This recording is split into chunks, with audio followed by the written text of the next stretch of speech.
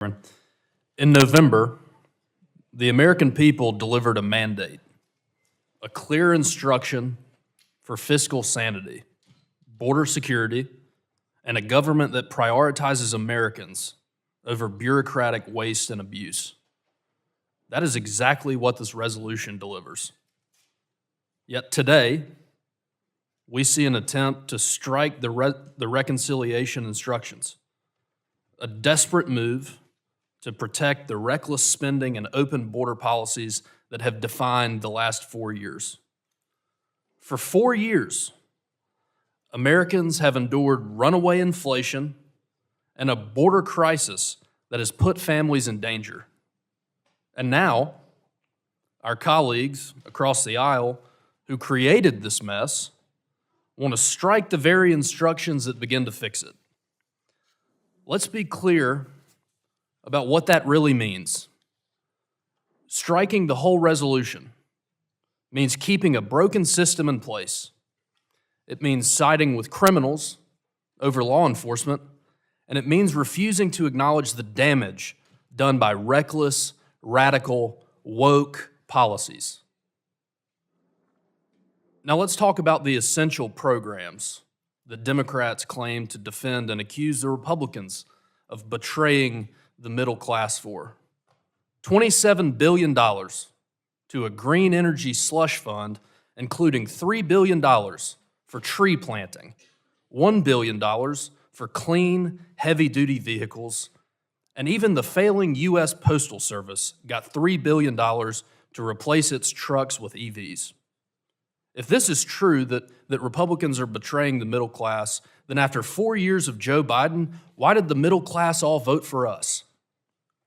To me, it's clear. Democrats are putting America last.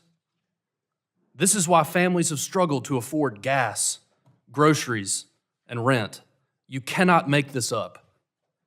Democrats are worried about making sure the post office has electric vehicles. The house is burning, and they're inside cooking dinner on their electric stove like nothing is wrong. It's time to wake up. This resolution before us today stops the bleeding. It cuts the bloat, it slashes waste, and ensures taxpayer dollars work for Americans, not radical pet projects. We are taking action where the Biden administration failed, period. More than 8.5 million illegal immigrants have flooded our borders under Biden. At least 1.7 million are known gotaways, many with criminal backgrounds. How do we know this? Because we see and hear about it daily. Mr. Chairman, I would seek unanimous consent to enter this document into the record that lays out an instance of this exact scenario. Without objection, so ordered. Right now, in my district, an illegal alien is sitting in the Davidson County Jail for the rape of a minor. A known criminal released multiple times due to the very policies that many here today are trying to preserve. I have 2 daughters, both under the age of 2, and I will do everything that I can do to ensure that they and no other family ever have to endure this nightmare. Communities across the country are paying the price for Washington's failure. Enough.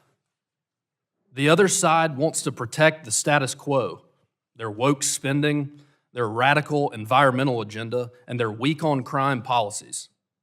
The American people demand better. And if November is an indication, they demand better now. This resolution allows our authorizing committees to provide for the common defense, to secure our sovereign borders, and to put America back on a strong fiscal path. Republicans are fulfilling their promises and bringing a firm end to the policies of the last 4 years. We are, and we will continue to put America first. I urge a no vote on this amendment. With the